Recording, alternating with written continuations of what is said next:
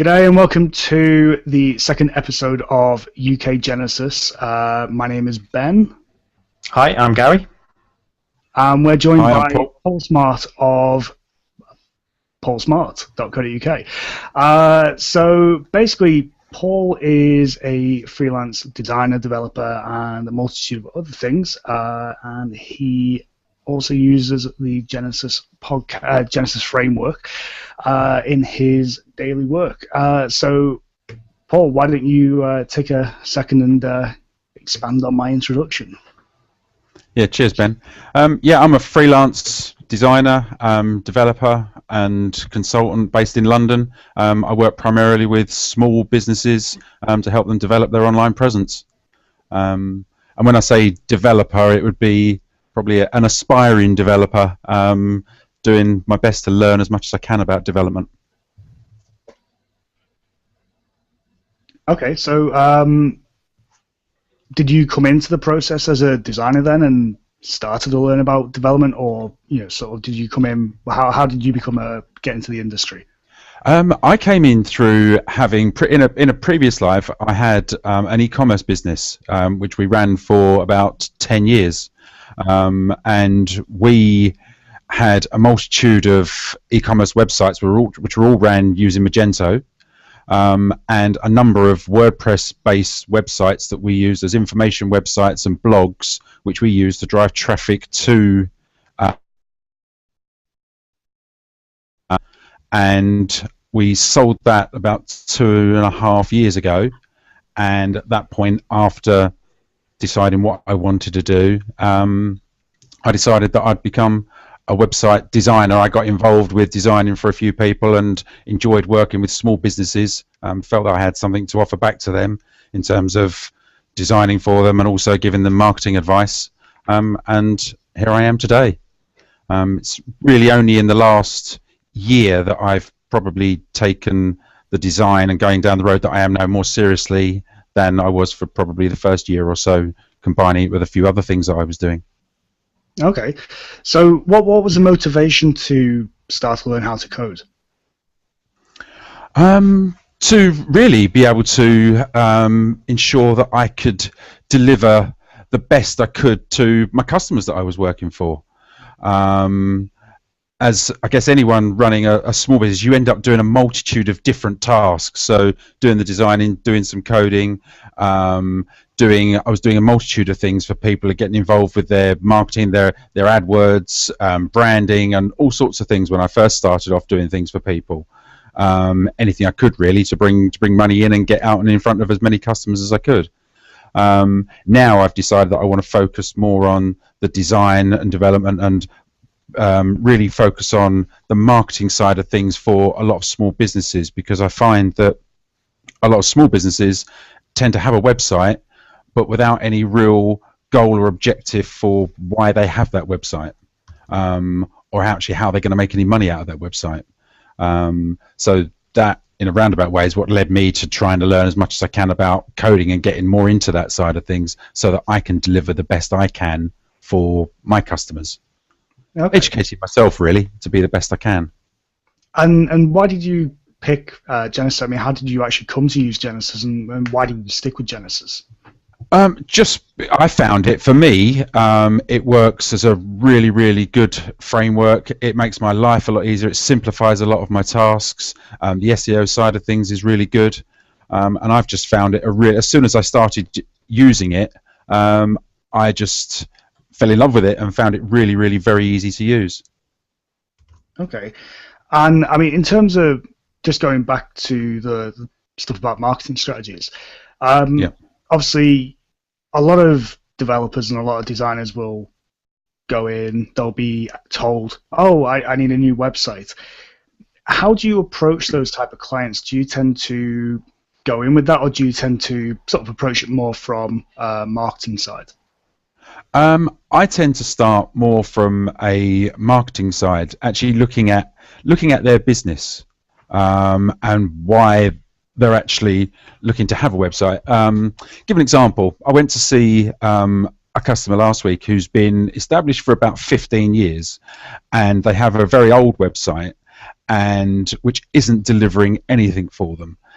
They have no activity whatsoever on social media, but want to try and find new clients. They found that over the last year or so, they've been losing clients, and also, funnily enough, they've also been losing staff because the staff have become enjoyed because they've been losing customers, and also because they don't feel that they're up to date with current technologies.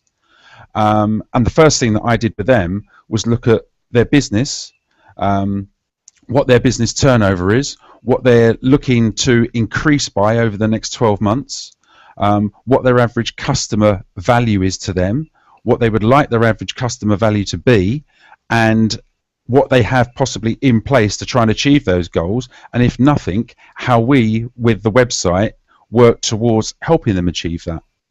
So that's my starting point, is to actually look at their business and look at how their website is going to make them money, and drive customers to them so that they can increase and meet their business goals that they have over the next 12 months. Does your financial reward that you get from that is basically then a value-based pricing off of the value that you have explained to them? Yeah, I've actually, funnily enough, I started to work. I never used to work that way with value-based pricing. I used to work out on my hourly stroke daily rate for what I felt that job was worth and how long it was going to take me to do. But funnily enough, after having watched a few things recently and had conversations with Ben and yourself, because I know Ben's introduced that value-based pricing, it's a direction that I'm taking a lot more with customers and working more on a value-based pricing. It works. It's something I feel works better for me. I'm sure it doesn't work for everybody, but it does. I do feel that it works better for me, yeah, and enables me to bring better value for the client as well. So are you trying to put all of your new clients into that system? Yes.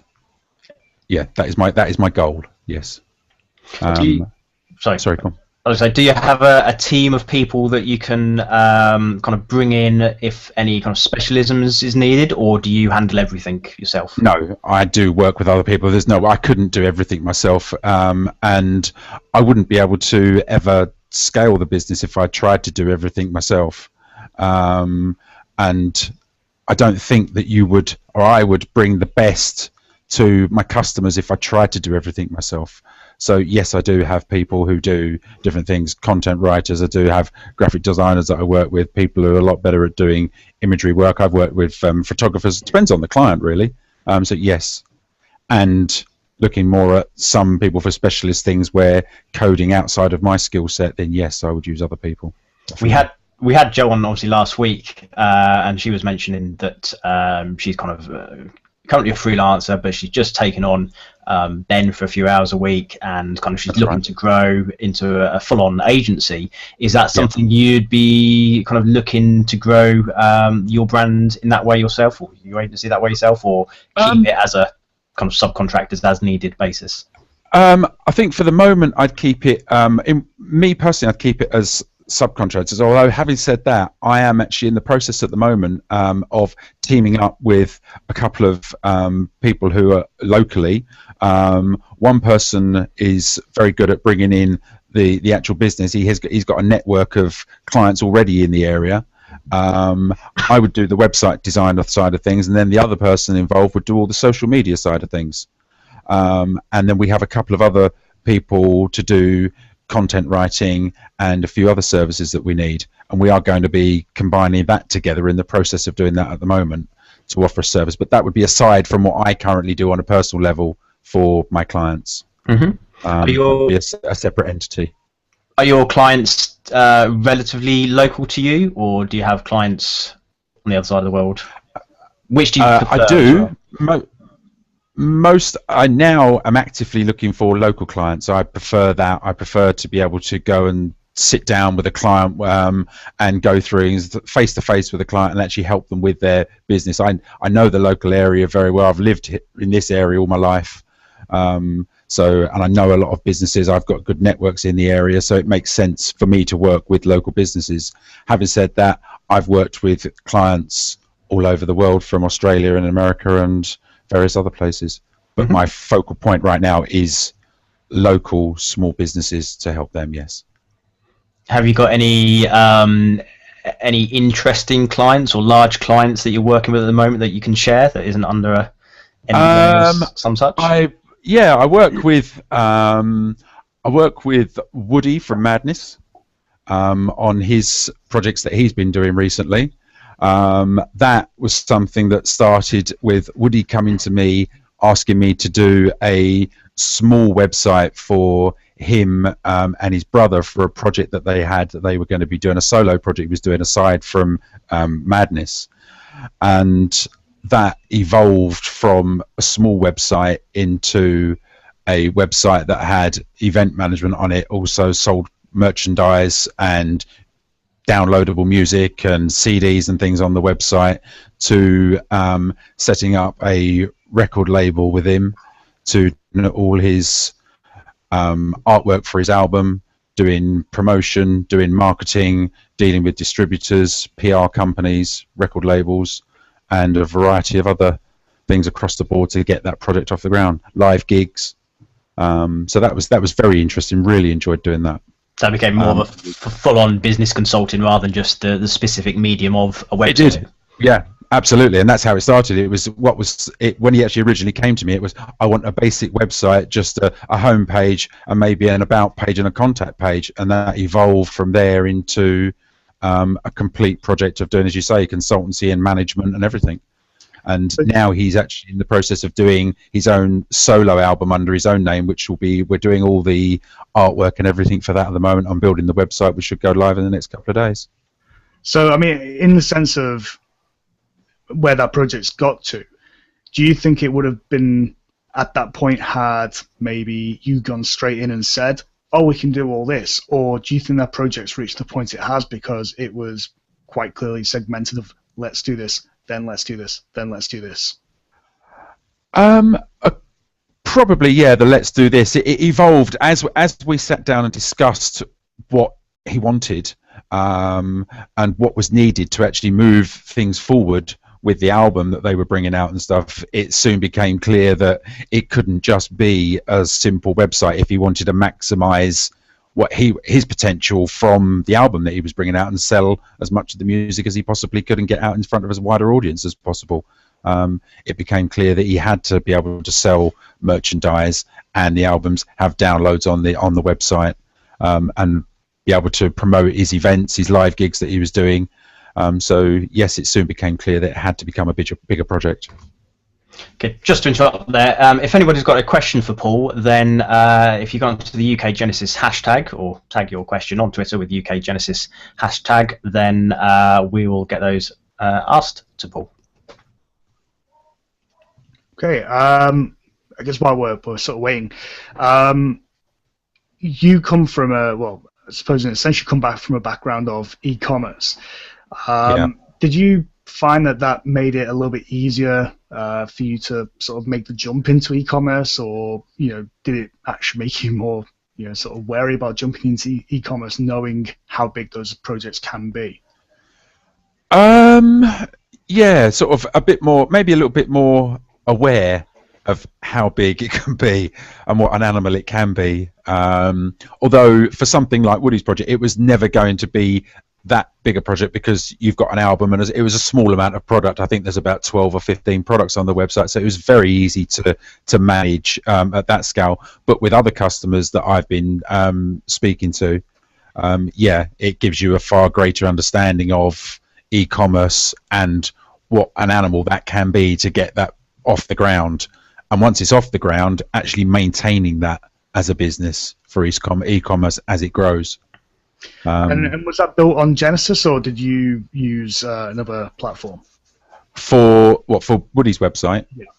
Yes, that was built. Yes, that was built on Genesis, and it was integrated with a music-based platform called Topspin, which a number of artists use for promoting their music and media. It's a good platform in that it enables you to have your products stored on there, your live downloads, and it also has a number of widgets that you can put onto Facebook and all sorts of things to actually help you get engagement with your fan base.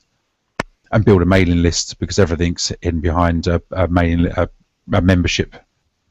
So it's a very good little platform. Okay. And that's specifically designed for musicians and artists. We've got a relevant question from Joe. How did Woody hear about you, and how are you marketing your services to attract such high profile clients? That didn't actually come anything to do with marketing me, really. Well, I guess it did in a roundabout way. My daughter went to the same school as his daughter. Very, very simple, really, and I bumped into him in the playground. And it sort of it went from there. Classic, not what you know, is who you know. Yeah, basically, yeah. It went from there. So yeah, that's how that came. So my marketing skills, I guess, in a way, but talking to parents in the playground. Have you actually had any business sort of as a result of working with Woody in terms of referrals, or is that something that you're sort of hoping for a little bit further?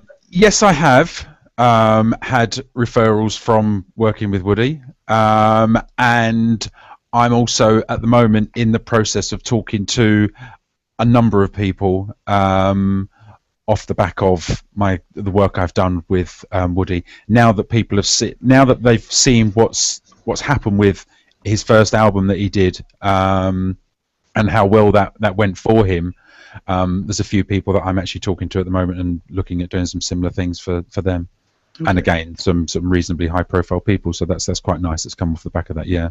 But it has taken a while. It's taken about 18 months. One of the things that's been talked about a lot in the last week or so, I think Curtis McHale was one of the last people to sort of talk about it, was the idea of not talking about the technology at all when they're talking to clients. I mean, is that something, do you ever talk about Genesis to clients other than maybe, sort of just gently breeze over it, or is it something that's quite a big part of the sell? No, I tend to breeze over it. A lot of the customers that I talk to, they wouldn't know Genesis from WordPress, from Magento. They want a website that functions. I tend to break it down to, rather than specifically talking about Genesis, to talk about their website, what they're going to get from the website, and in terms of where Genesis would come into it would be the SEO side of things and security and one thing other, to actually make it ease our process of actually building their website and maintaining it for them. So really, it's something that has more value to you rather than to the client per se. At this stage, yeah. Okay. Although it brings value to the client in that it enables me to do my job at a reasonable speed, which makes it more cost effective for them. Okay. If we've got any more questions for Paul, feel free to put them on Twitter on UK Genesis. Just seen that Ginger's literally just arrived. I guess one of the sort of questions to really ask you is, do you use anything other than Genesis, or are you somebody like Joe who's sort of gone and used something other than Genesis once or twice and then suddenly realized why she only sticks with Genesis? Yeah, no, only Genesis. Apart from the e-commerce business that I had, I still consult for the people who took over the e-commerce business, so I do still work with Magento on that, but that is the only work that I do that I don't use Genesis on now. Okay. And is that because there's nothing out there? I mean, I know that Magento can be quite powerful, but it can be quite difficult to use. Is that just because there's nothing out there, like WooCommerce or anything that sort of can do what it needs to do, or is that just because it's established platform that you've already been working with? Yeah, I mean, it's established. That particular business has already been running on Magento. It is a beast of a product, yes. But WooCommerce, I'm not so sure about. From what I've seen with WooCommerce, and I'm sure I'll probably be corrected, but is okay for websites with smaller amounts of products on there. But this particular website the main website has best part of probably 10,000 products on it. And then there's a number of small satellite websites that have products on there as well. And I'm not sure that Woo could handle it in the same way that Magento does when you scale it up to larger websites. Okay. From what I understand, that's how I'll probably be corrected, but from what I understand, really. And at the moment, it works fine on Magento. So for the amount that it would take to change it to another platform, if it's not going to bring any extra benefit and value, then why change it? Okay. What would you say the sort of split between your work is in terms of non-e-commerce websites and e-commerce websites? A majority of it is non-e-commerce. I'd say that at the moment it's probably 80-90% of it is non-e-commerce. Okay. And I mean, are you looking to grow that over the next couple of months, or are you looking to sort of maintain it, or not really? I'd be looking to grow the e-commerce side of things. I am again talking to a few people about doing some e-commerce websites at the moment for them. So yeah, I am. It is an area that I'm actively looking to grow, being that it's a subject that I know quite a bit about. So yeah, it is an area that I'm looking to expand on. And obviously, there's the sort of, you can't really talk about e-commerce at the moment without having to talk about the lovely European laws that came out recently in terms of VATMOS or VATMES, depending on how you see them. Has that had any impact on? Has that had any significant impact on how you approach an e-commerce website? Be it a Genesis one or something else. And have you got any advice for people who are possibly looking at having to deal with that particular issue? A majority of what I've done has been UK based. For people who are based in the UK, selling product in the UK. So that is not something that's really come up on my radar too much, actually, and has caused me any issues. I've not been dealing with a great deal of people who've been shipping product overseas. Okay. Thomas has a something I know that's been on your. It's something I've seen you talking about a fair amount, though. Because I know it's something that's been on your mind, isn't it? That? Yeah, I'm sort of lucky that I don't really sell any digital products. I mean, I've had one or two things. Oh, it was Gary actually. No, it's Gary, isn't it? Gary, it affected you, didn't it? I believe it did. Yes, and I found, and I've said this to a few people. I use Easy Digital Downloads for my site, and there's a couple of plugins for EDD that will kind of integrate it with a third-party, Taxamo and others, and I personally didn't fancy kind of using that third-party service. So there's one I've found from Liquidity Solutions is the name of the company, wp-store.com maybe. We can find it and put it in the show notes, and it was a fantastic plugin that covered absolutely just about every aspect of the rules and regulations regarding the EU VAT, cross-border sales and so on. So I'm using that, and as yet, unfortunately, I've not had any sales from outside the UK. So technically, I haven't had to register for VAT yet for EU VAT. But yes, it is. There are plugins out there. So for EDD and for WooCommerce and so on, there are plugins, but you still need to know how you can then take that data that those plugins might be collecting, and kind of whether you can separate it out and therefore kind of just submit your VAT for cross-border transactions and so on. Interesting question for both of you, I suppose, is whose responsibility is it to help the client understand the implications of this? Is this the accountants? Is it the web developers? Is it a combination of the two? Is it neither? Is it just the client's responsibility to know?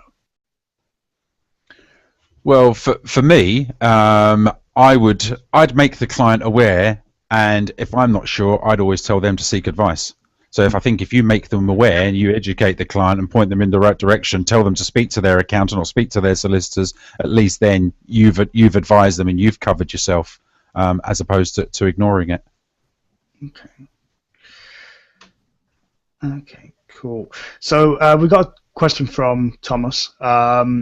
When you build sites, do you use a custom starter / base theme, or do you modify a pre-made child theme?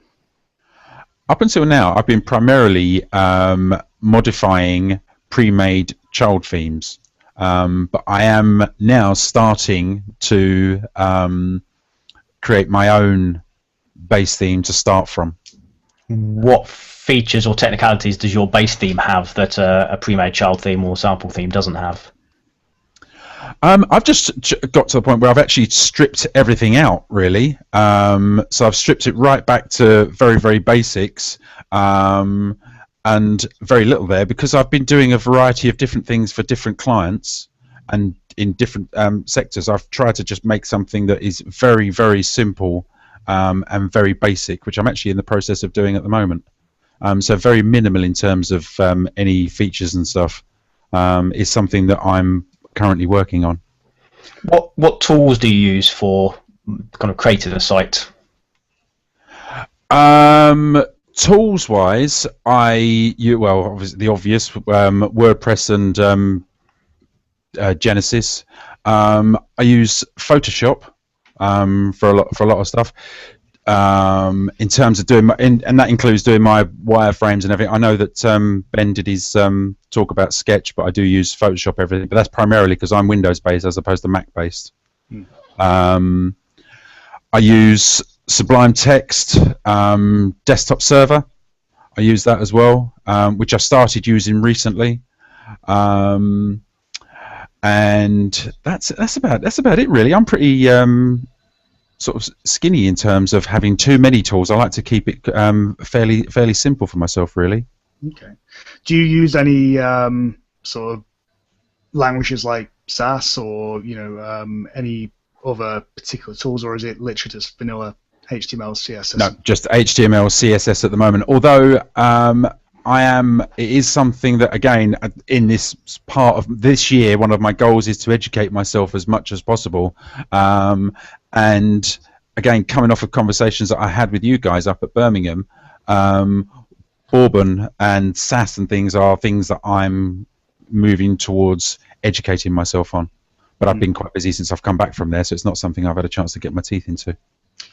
Yeah, I mean, personally, my starter theme that I'm using is based on, I can't remember the guy's name, but he put out a Bourbon Genesis starter theme that integrates bourbon, bitters, refills, and a couple of other bits and pieces. That is actually a really interesting way of building a theme, in terms of some of the stuff that he does to do with having what he calls a bootstrap control, where you can turn off and turn on various SAS files, such as the structure and that type of thing.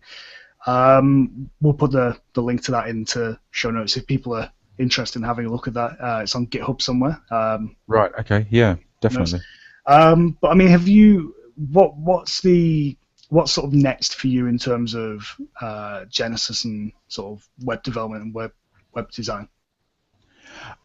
At the moment, I'm going through the process of trying to educate myself as much as possible. So I've been doing things on Code Academy, some PHP things on their lessons and stuff, which again I got from you as well. And I've also recently joined up to WP Elevation as well, which I found very useful and very interesting, actually, in that the approach that they take and the advice that they give is very similar to the road that I've been going down anyway with clients. And I found that very, very good. And if somebody is starting out in WordPress in their own business, WP Elevation is something that I would definitely recommend to people. It's worth every penny. Yeah, I'd second that. We were on I don't know if you were with us on the last night call. Yeah, I did. Yeah, I heard your questions about the Facebook stuff, actually. It was quite interesting. Yeah, so basically, just for those who don't know, WP Elevation's a members site that's run by a guy called Troy Davis. Troy Dean. Troy Dean. Yeah, sorry, Troy. And he basically has a lot of advice for people who are looking at running a business. Now, it's not necessarily like the type of thing you would get from the Genesis Slack group. It's much more focused on the business side of things. So it's giving you tools that you need to more quickly turn around proposals, some lead generation ideas, ways of for lack of a better phrase, milking your existing leads and customers. And basically, it's very much aimed at businesses that use or have built around Genesis or WordPress more specifically, and ways to grow revenue. So we'll include a show note. I think we have somebody's affiliate link. I'm sure we can borrow that and give them a bit of love through that. Yeah, there is one on in the Slack group actually that Trisha put up. Yeah, to give 50% off for the first month, because I used that, and then I will say actually thanks to Trisha, because she then went on to the Slack group and sent me through loads of advice on where to start, what to do, and loads of different links and stuff. So she was really helpful actually. Yeah, that was really kind of her. So I mean, you were talking about Code Academy as a way of learning more about code. Is that the only one that you've looked at, or have you looked at any other sort of? That's the only one that I've looked at so far, actually. I haven't looked at any others. So if anybody's got any suggestions and recommendations, then yeah, please send them over. I'll be more than happy to look at other things and listen. Yeah, definitely.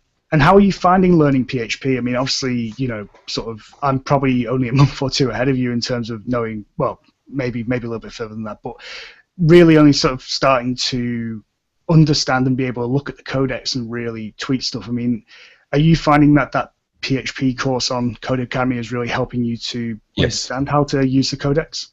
Definitely, it's definitely helping to start to grasp and start to. It's an understanding of things, isn't it? Really, it does take time, and I do find myself reading the same thing a few times. But that's all part of the process of just improving yourself, isn't it? So yeah, no, I have found that it's helped. Yeah, definitely. It's starting to make things a lot clearer, because in the past I've perhaps looked at things, copied things from various resources, and if it works, it works, but without necessarily always having a clear understanding as to why it works. So that's where I'm looking to improve things, really. Is that something that's common, Gary? It can be, yeah. I can't remember what the context was recently, but somebody was saying that kind of, yeah, it's people call themselves kind of a WordPress developer or Genesis developer, and often they're more just an implementer, somebody who can copy and paste. But if they have to customize it in any way, they don't understand what the priority on a hook is. They don't necessarily understand some of the the is underscore something conditions and so on, to be able to change the context with which one of these hooks, action or filter hooks apply. So I think, yes, people can create a theme, but the understanding of why you're doing such and such, why you're keeping data separate from logic, and why you should be documenting code kind of in a formal way, and so on, is not necessarily consistent across the board. And that's where kind of, yeah, people can create websites, but it's not necessarily as future proof as or as easy to facilitate kind of customizations as necessary. I mean, it's interesting to note that, because one thing that I perhaps wish I'd known a little bit earlier on is that just because you are somebody who is only capable, maybe capable is the wrong word, but maybe all you can do is implement a WordPress theme. As Chris Lemmer and many other people have said, that means that you are, much more of a WordPress expert, so to speak, than a lot of other people who've only been using it for 5 minutes. And I know that in conversations with Joe and in conversations with a couple of other people from the Genesis community, there is actually a demand for implementers, people who can essentially have a theme that has been developed turned over to them and then have them upload the content, because as a developer or a designer, that's taking time out of your day that you could be doing for other stuff. I mean, I guess the question, Paul, is, I mean, where would you sort of describe yourself as falling within the community, within that sort of strata of job positions? At the moment, yeah, definitely, I would say in that implementer seat, really. Definitely not. I mean, if you as Gary says, with the development side, definitely not into that degree. That's one of the reasons why I wanted to, or I am actively educating myself more on that side of things. But definitely at the moment in the implementer side of things, yes, without a doubt. And what do you see the end goal of doing that education is? Is it just more so that you can do it yourself, or is it just that if you were to outsource it, you can speak to somebody who is a developer and understand what they're actually telling you, and sort of have a good idea about what the value of that sort of work is actually going to be? A combination of both, actually. I think as I do more work, and as the business grows, and I'd never look to do everything myself. But I think it's important to have a good understanding of everything, even if you are putting things out to other people, because as Gary says, if I could have somebody else doing something for me, if I don't understand it, they're not necessarily following best practices. When it comes to future-proofing that project that I've done for that client, it could all go peat when there's upgrades and things that need doing and other things that come along if it's not done properly. And I then would have failed my client by not delivering the best product possible because the people that I've employed haven't followed best practices. Okay. Whereas if I'd educated myself and I was a little bit more informed, I would then be able to look at that, even if I'm not doing it all myself, and have a good understanding, knowing that it's been done properly. Okay. And if it was a really big project or something like that where I knew it had to be on the ball, then I would employ the services of someone like Gary to look at it for me and make sure that it's definitely done correctly. So we have a question from Devinder. How do you get new client leads, or have you made any special efforts in this area? In terms of new client leads, a lot of mine has come through local. I do local networking events. I don't do lots of them, but I do a few that I have found to be quite good ones through word of mouth, through recommendation. I don't do any paid advertising or marketing in any way, shape or form. So yeah, it's all from word of mouth and local networking that I do. Any particular type of networking? Chambers of commerce? Is it sort of creative / WordPress meetups, or is it something else other than that? It's actually most of the networking that I do locally is with small businesses. I go to a variety of different ones that have a multitude of businesses within the borough there. So no, it's not necessarily trade based, so to speak. Okay. I do go to the WordPress meetups. I've started doing those as well. So yeah, I do go to those. You mentioned that you went to Birmingham, obviously kind of the three of us and a whole load of other Genesis people met there as well. What benefit? I mean, how was your first WordCamp, and how do you feel it benefited you and your business in attending that? I thought it was very, very good. It benefited me in terms of some of the talks I thought were excellent, and just made you think about things and in different ways. And sitting down and talking to you guys and meeting other people who are more experienced, who are saying, I'm using this tool, I'm using that. And I've picked up so many different tools from sitting down and talking to you, the 12 other Genesis people that were there. It's helped immensely since I went to that. There's probably 4 or 5 different tools that I'm using. WP Elevation I've got off of that.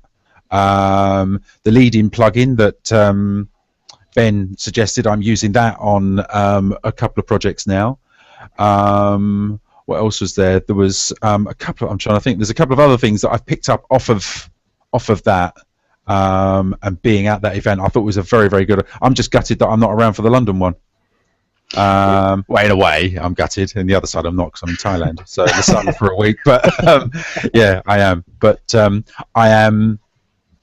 Look, I'm about to book for WordCamp Europe as well, because I think it's that valuable, and I think I owe it to myself again to make as many contacts as I can. I want to be more active in the WordPress community and the Genesis community now that I've decided that this is the road that I'm taking. I found it, coming from a different business background, I found it very, very refreshing to have people that are effectively, I guess in a way, your competitors, who are so willing to help all the time, and it is just such a nice community of people to work within.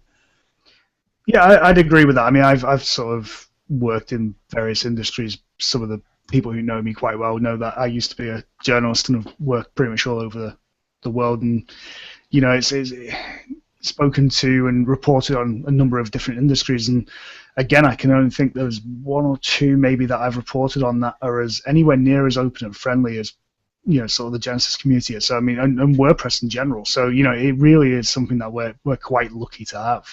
Yeah, definitely. I'd second that without a doubt.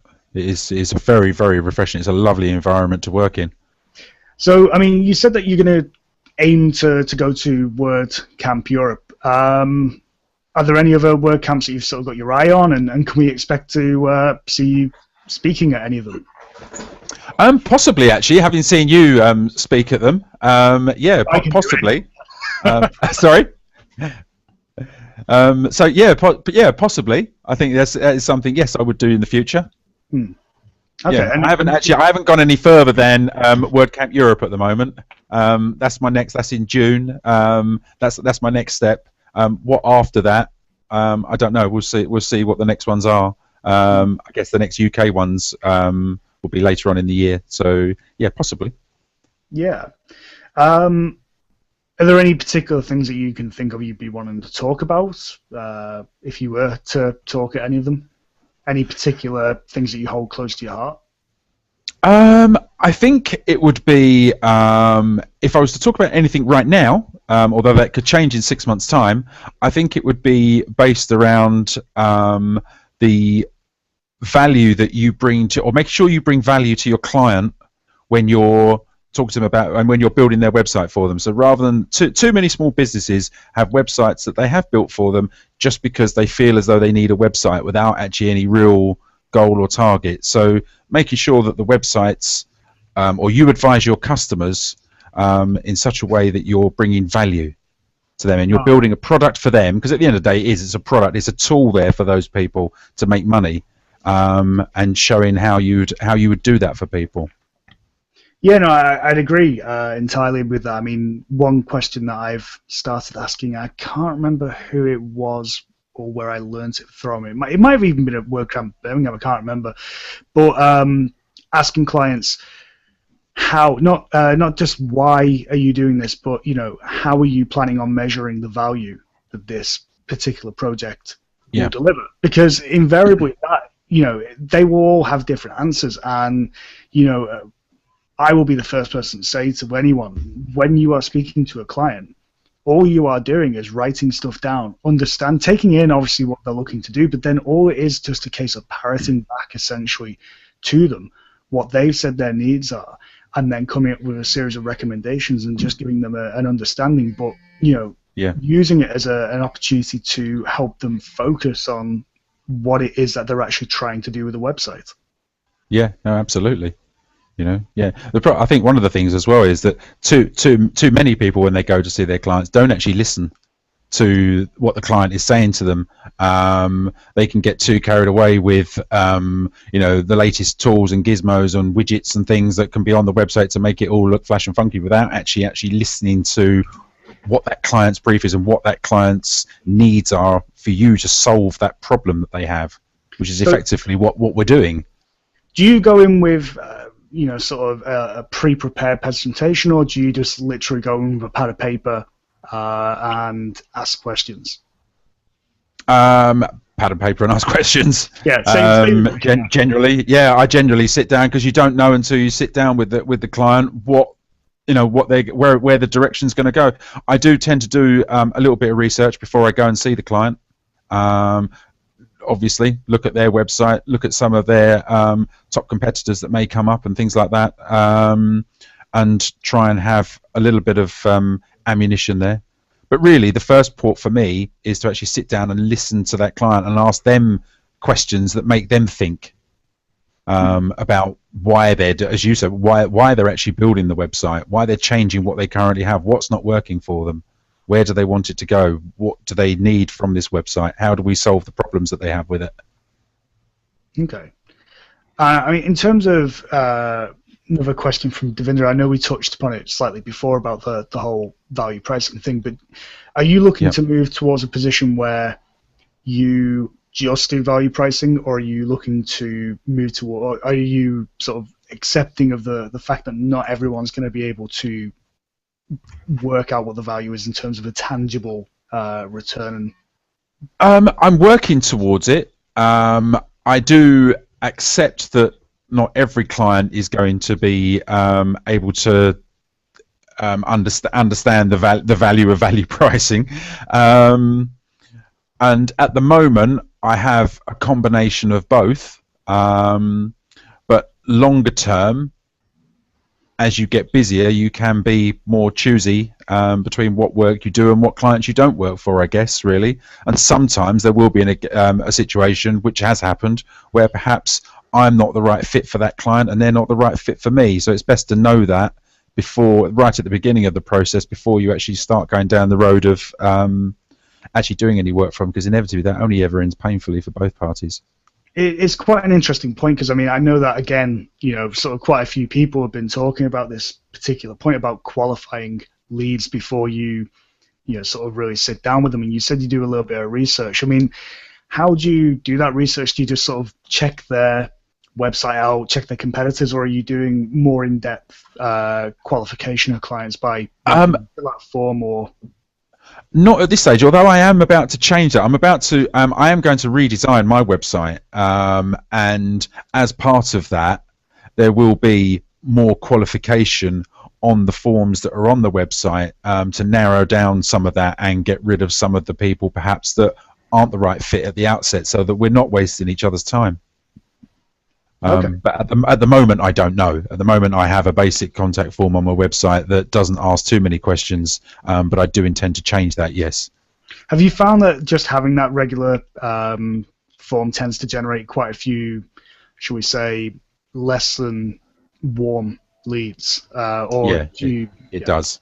Yeah, it does. Yeah, it generates, all sorts of inquiries that sometimes you're never going to end up working for people, and then sometimes you can see that it's something that's being sent out to I don't know how many people, and that isn't necessarily the right fit. So no, it's and perhaps people who are just looking for the cheapest possible price that they can find.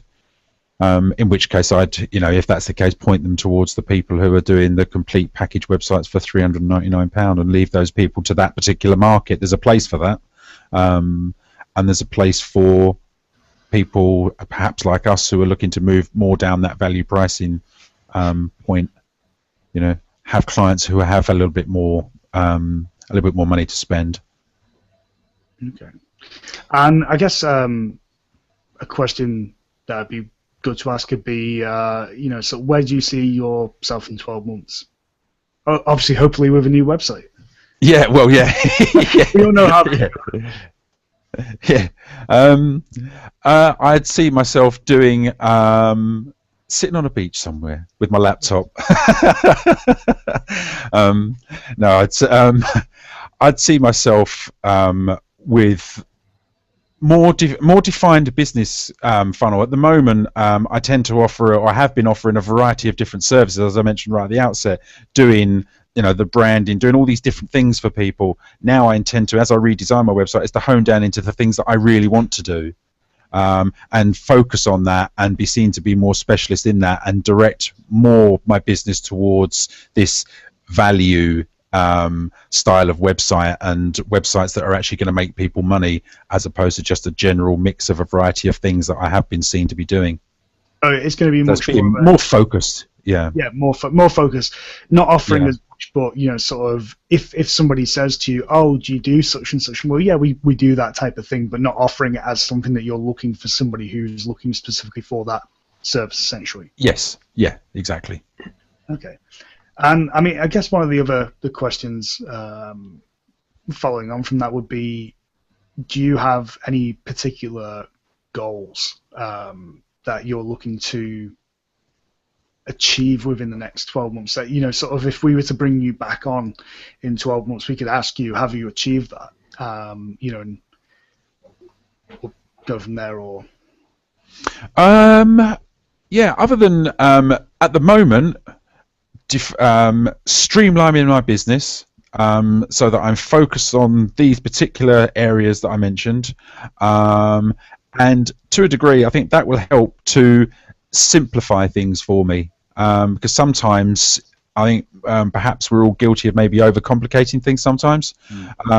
So just to actually focus on keeping things simple, and having very much my focus on the client and that side of things. And one of the other areas that I'd like to have more of is where I'm doing not just the design and build for people and the implementation, but ongoing monthly maintenance and work for those clients to keep making sure that those goals that we've set at the beginning of the process, that perhaps every month or every 3 months, etc., or every 6 months, depending on the size of the client and their needs, meet to see how things are moving with that. So start to get more involved with the marketing side of some of those smaller businesses who don't have that facility in-house. Okay. So then I start to get a monthly income from those customers, a monthly retainer for that service that I deliver. Would the use or creation of any products be in your timeline at all? Not at this stage. That's not to say that wouldn't change, but not at this stage. The only thing I have thought about doing and going down the road of is perhaps doing a couple of themes that are specialist towards particular industries. Say, for example, having done some work for Woody and doing something that's based around musicians and stuff, and having got more experience with that, perhaps doing a theme that is geared towards artists and stuff. But first, I want to make sure that A, I'm quite busy at the moment, but B, making sure that my coding skills and things are up to the point where they need to be, that I feel that I'm doing is done to the right level. You know, okay. But then having said that, if I did go down that road and I did build a theme, then I would push it over to somebody like you, Gary, anyway, first, to make sure that it does do everything that it needs to do and everything's done correctly before it was brought out into the marketplace, for sure. Yep. Just fairly recently within the community, we had Sridhar, who took we had 300 plus kind of tutorials down and basically put it behind a membership, a paywall. You obviously kind of heard about that. What's your opinion on that and kind of some of the reactions that occurred within the community because of his business decisions? Okay. Deep breath and try not to use bad language to some of those people. I think it was. I'm surprised it's taken Sridhar this long to actually do that, and I don't blame him. I think it's a really good business decision on his part, and it takes him a lot of time. He's very, very good at what he does. It's taken him a lot of time to put all those tutorials together, and the same as you, I, and everybody else out there, we've all got families to feed. And there's no reason why he shouldn't put it up. And for what he's charging for it, was it $10 a month? I signed up for it. I signed up for it straight away because I use his website all the time. It is just so useful and so informative. So I think it was a really good decision on his part. And again, he's bringing value. Sometimes no sooner have you finished typing a question into the forum or somewhere, then he's written a tutorial on it, on how to do it. And he deserves reward for that. That is his business, and that's his business model that he's doing with that particular part. So yeah, he deserves to be rewarded for it. And for $10 a month for his basic service, it's worth every penny again. I think it all comes down to perception of value, really, at the end of the day. You really have to be charging low. To the point of I would question how you're making a living from this particular job. For you not to essentially be able to get a return on, investment of after 10 minutes potentially. If it saves you that 10 minutes to try and work out how to do it yourself, to even just copy and paste the code, then I would argue that that's saving you more than $10 a month in time. All right, it's probably a little bit more than that because of the lovely fees that we all get smacked with as citizens of the United Kingdom whenever we have to pay for anything in US dollars. But I would still argue that even at what his original rate was 47, I still think that's pretty good value considering the amount of time Sridhar's stuff saves me every month. I mean, it all comes back down to that thing of, I think it was Chris Lemmer had a blog post or a video blog post where he said it might not have been Chris actually, but somebody was saying that they would blog. Actually no, it was Chris Lemmer. In his video blog for Don't Blog for Anyone But Yourself.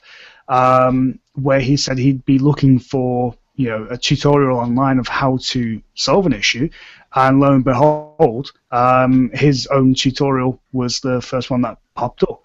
And I think it's that sort of value of it, where even anybody, doesn't matter how competent you are, sometimes you have a mental block and need to be reminded of how to do something.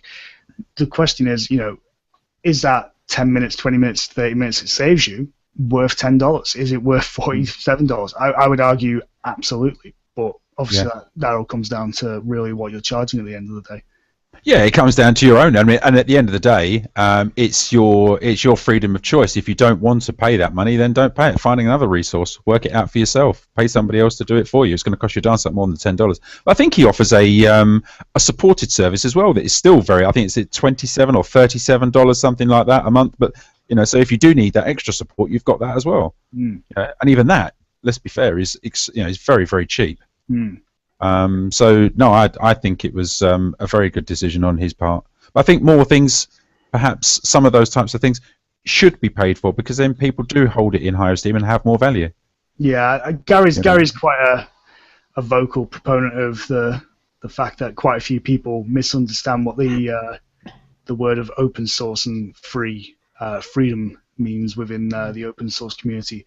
But just because WordPress is open source and stuff, it doesn't mean that everybody working within WordPress sits there and does their day job for nothing. And it's the same with a lot of other open source software. Drupal, for example, not looking to reflame a certain thing that happened in the last fortnight, but ultimately you look at even massive Magento that I used. We used the community edition, which is a free version. It's open source. It's free. Yeah, you look at Red Hat, for example. Red Hat is a massive $1 billion a year company that makes its money from providing its knowledge and consultancy on free open source software. So I think it's just it all comes back down to this whole thing of where do you go with sort of open source software. But anyway, it is coming up to 3 o'clock, so just last couple of bits and pieces of housekeeping. Gary, who have we got on the show next week? We're 2 weeks' time, every other week. We've got Barbara Saul booked in. Now, it might be a slight issue as to whether she can make it or not, but we're hoping that she can. So we've got Barbara Saul booked in for 2 weeks' time, which is the 11th of March. Okay. Is there anybody in particular that you'd like to see us interview, Paul? Anybody I'd like to see you interview? Yeah, anybody from the community in the UK, obviously, or works with the UK. I think actually that I'll tell you who would be quite interested to see interviewed would be Thomas. Seeing as he built the website. Well, if you ask nicely, we'll see if we can sort it out for a month's time. How about that? Yeah, please, Thomas. Brilliant. Okay, well, unless there's anything else anybody wants to say, where can we find you online, Paul? You can find me on my website, paul-smart.co.uk, and on Twitter @smartywebdesign. Okay. And then, are you open for projects at the moment? If anybody wants to, I am. Yes, definitely. Yep. Yes. All right, cool. So thank you very much for joining us, Paul. Thank you very much, gents. Thank you. Much appreciated. Yeah, thank you very much. We will be back in a fortnight's time on March the 11th, hopefully with Barbara. If not, then I'm sure we will find somebody else. But like we said, hopefully Barbara will be joining us. So see you in a fortnight. Lovely. Take care, thanks. Thank you. Thank you very much.